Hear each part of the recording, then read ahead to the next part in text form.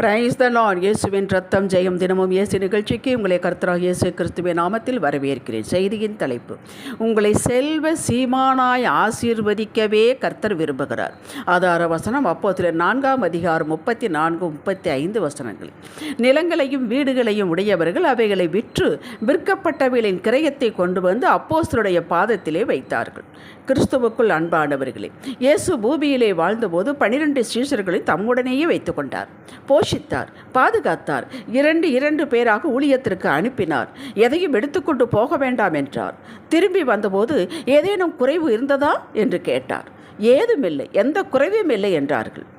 இந்த 12 சீஷர்களிலும் ஒருவன் தன்னை பணத்திற்காக காட்டி கொடுப்பான் என்பதையும் அறிந்திருந்தான். யூதாஸ் காரியோத் இவன்தான். இவரிடம்தான் பணப்பை இருந்தது. வரவு செலவு பார்த்தான். மற்றவரிடம் ஏதும் இல்லை. அதை பற்றி அவர்கள் கவலைப்பட்டதாக தகவலும் இல்லை. யூதாஸ் இயேசப்பாவை 30 வெள்ளிக்காசுக்கு காட்டி கொடுத்தான்.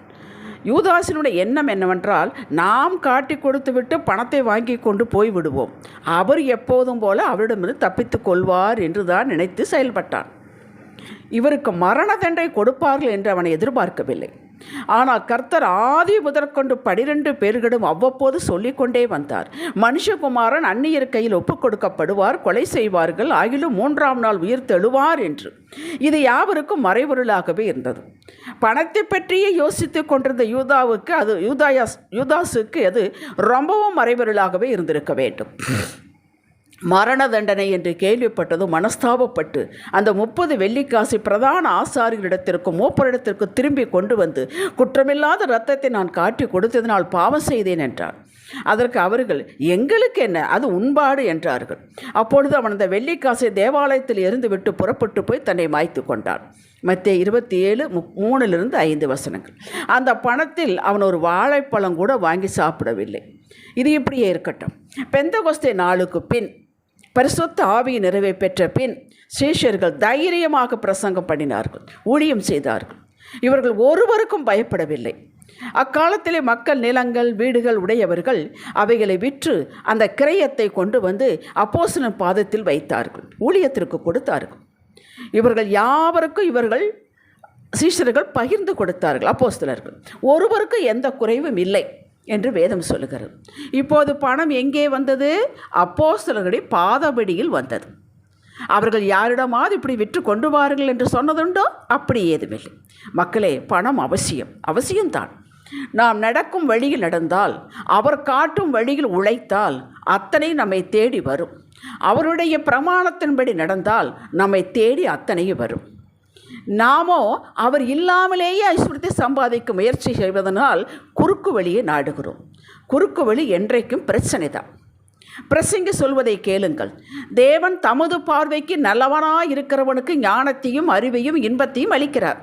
அதாவது ஐஸ்வர்யம் சமாதானம் இவ்விரண்டையும் அடைந்து திருப்தியாகும் வரை ஆசீர்வாதம் கொடுக்கிறார். பாவம் செய்கிறவனுக்கோ, அதாவது குறுக்கு வழியில் கர்த்தருக்கு பிரியமில்லாத வழியில் நடக்கிறவனுக்கு தமது பார்வைக்கு நல்லவனாய் இருக்கிற வசமாய் வைத்துவிட்டு போகும் பொருட்டு சேர்த்து குவித்து வைக்கும் தொல்லையை அவர் நியமித்திருக்கிறார்.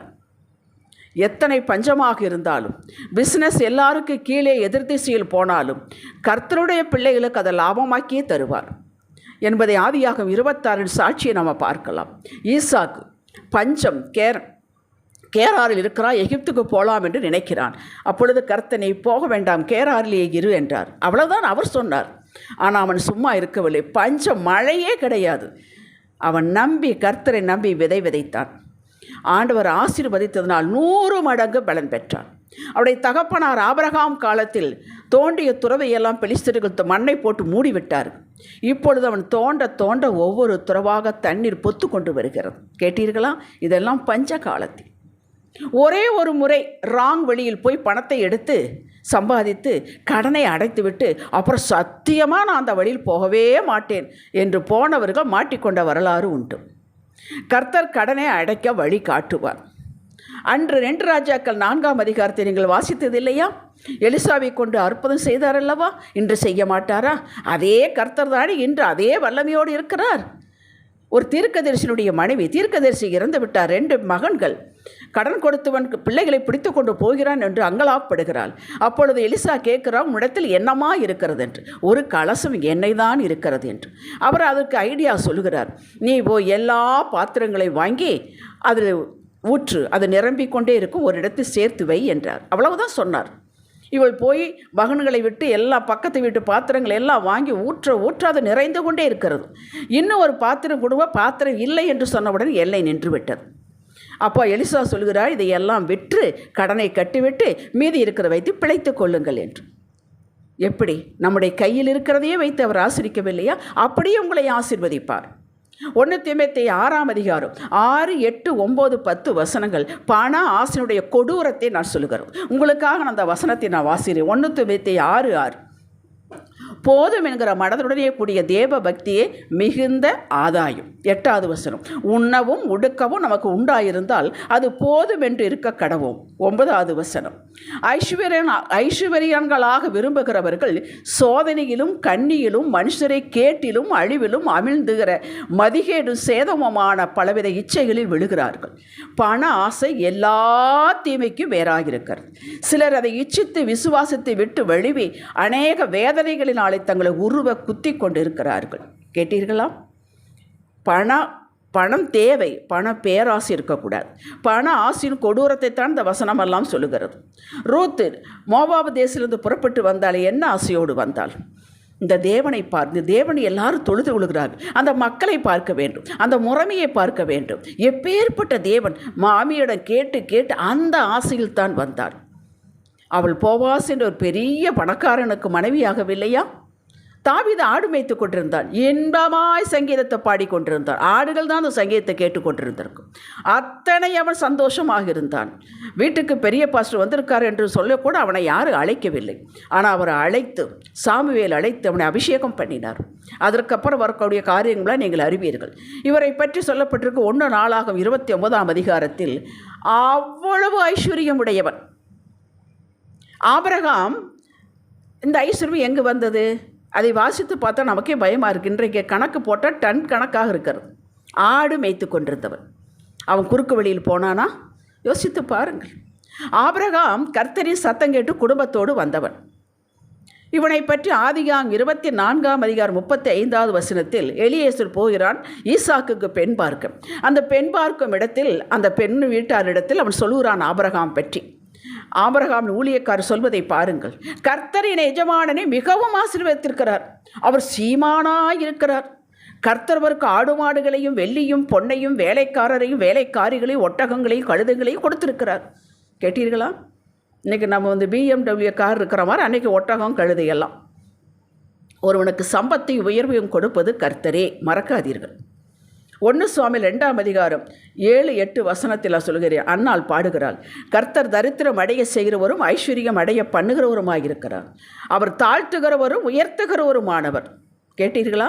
சிறியவனை புழுதியிலிருந்து எடுத்து தூக்கி விடுகிறார், எளியவனை குப்பையிலிருந்து உயர்த்துகிறார். இந்த சிறியவன் எளியவனெல்லாம் கீழே கிடக்கிறார்கள், அது கர்த்தரே கை தூக்கி எடுக்கிறார். எப்படி எடுக்கிறார்? என்ன சாட்சி? அவர்கள் அவனை கேட்கிறார்கள், அவருக்கு ஐடியா கொடுக்குற. இதுக்கு ஒரு சாட்சி சொல்கிறேன். ஏற்கனவே நான் சொன்ன சாட்சி தான். ஒரு கர்த்தருடைய பிள்ளை எல்லாம் இழந்து விட்டான். பிஸ்னஸ் நஷ்டமாகிவிட்டது. ஒரு மரத்தடி படுத்து கொண்டான். ஆண்டவரே, எல்லாம் நஷ்டமாகிவிட்டது, நான் இனி என்ன செய்வேன்? என்னிடம் ஒன்றுமில்லையே என்று.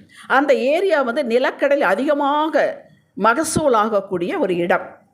அவனுக்கு சொப்பனத்தில் அந்த நிலக்கடலை வைத்து எத்தனையோ ப்ராடக்ட்டுகள் செய்வதை காட்டினாராம். அவன் தூங்கி எழுந்தவுடன் அங்கே இருக்கிறவர்களால் நிலக்கடலை வாங்கி அந்த ப்ராடக்டை செய்து அதை காட்டிலும் மேன்மையுள்ளவனாக பணக்காரனாக மாறினான். எந்த நிலைமையில் இருந்தாலும் உங்களை உயர்த்த அவர் வல்லவர். இதை நீங்கள் மறக்கக்கூடாது. அவர்தான் உயர்த்துகிறவர், அவர்தான் தாழ்த்துகிறவர். அவரிடமில்லாத ஆலோசனையா, அவரிடமில்லாத என்ன ஐடியாக்களா? யோசித்து பாருங்கள். அவர் ஆலோசனை மகத்துவமான செயலில் வல்லவர் தான் படிக்கிறோம். வாழ்க்கையில் முன்னேற்றம், உயர்வு, தாழ்வு, காரு, வீடு கேட்பது தவறல்ல, விரும்புவது தவறல்ல. கேளுங்கள். ஏன் கேட்கக்கூடாது? ஏன் வாழக்கூடாது? கர்த்தரின் வழியை நாடுங்கள், அதுதான் முக்கியம். ஆலோசனை கேளுங்கள், கொடுப்பார். நீ பற்றாக்குறையிலேயே இரு, உனக்கு இது போது, நீ வீட்டு வேலை செய்கிறதுலேயே இரு, நீ பியூனாகவே இரு, நீ இந்த சம்பளத்திலே இரு. அப்படி எங்கேயாவது வேதத்தில் சொல்லப்பட்டிருக்கிறதா? நீ சீமானாயிரு, நீ நிறைவாயிரு, உன்னை நான் பரிபூரணமாக ஆசீர்வதிப்பேன், நீ எல்லாவற்றிலும் எப்பொழுதும் சீர்தூக்கி பார்க்க அளவுக்கு உன்னை நான் கொடுப்பேன். அப்படிதான் வேதம் சொல்லுகிறது. யாராவது அப்படி ஒரு மோசமான வசனத்தை பார்த்ததுண்டா? கர்த்தருக்கு நாம் நிறைவாக வாழ வேண்டும் என்பதே ஆசை. அந்த நிறைவைத்தான் அவர் குறிப்பிட்டு கொண்டே வருகிறார்.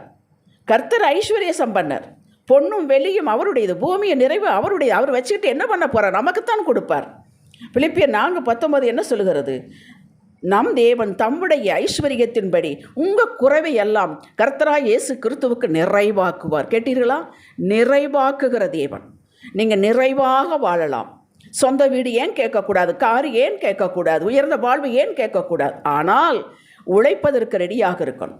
அவருடைய ஆலோசனை கேட்பதற்கு ரெடியாக இருக்கணும். அவருடைய பிரமாணங்கள் நிறைவேற்றுவதற்கு தாழ்மையாக இருக்க வேண்டும். கீழ்ப்படிவதற்கு ரெடியாக இருக்க வேண்டும். அதற்கு நாம் சாமர்த்தியமாக இருக்க வேண்டும். விதைத்தால் அறுக்கலாம் என்பார். நீ எதை விதைக்கிறாயோ அதை அறுப்பாய் என்கிறார். அதெல்லாம் பிரமாணங்கள். கொடுத்தால் நான் கொடுப்பேன் என்கிறார், பிரமாணம். அது ஆலோசனையாக தருவார். அனுபவிப்பதற்கு சகலத்தை சம்பூர்ணமாய் கொடுக்கிறவர். உங்களது விருப்பம், ஆசை, பணத்தை பற்றி இது நேர்மையானதாக இருக்கட்டும். தேவை, விருப்பம், உயர்ந்த வாழ்வு வாழ வேண்டும், தவறே கிடையாது. விரும்பலாம், ஆனால் நேர்மையானதாக இருக்க வேண்டும். உழைப்பதற்கு ரெடியாக இருக்க வேண்டும். மெச்சிக்கொள்வார், ஆசீர்வதிப்பார். ஜெபிக்கலாம். தகப்பனே, பணத்தின் மீது பேராசை குறுக்கு வழி வேதனையை கொண்டு வரும் அறிந்திருக்கிறோம். இந்த இரண்டும் எங்களுக்கு அவசியம் இல்லை. உங்கள் வழிகள் உத்தமமானது, உங்கள் ஆலோசனைகள் ஆச்சரியமானது. தகப்பனே, நீர் எங்களுக்கு ஐஸ்வர்யத்தை சம்பாதிக்க ஞானம் தாரும், ஆலோசனை தாரும், வாய்க்க செய்யும். உங்கள் நாமத்தை மகிமைப்படுத்தி கொண்டு வாழும் கிருபை தாரும். இயேசுவே நாமத்தில் பிதாவே, ஆமென். இன்றைய சிந்தனைக்கு, தேவ ஆலோசனைப்படி பொருளாதார கொள்கையை கடைப்பிடிப்பேன். அவரது வார்த்தையின்படி அநேகருக்கு நான் கடன் கொடுப்பேன். நான் மேல் ஆவேன், சம்பூரணமாய் பெற்றுக்கொள்வேன். ஆமேன். ஹல்லேலூயா.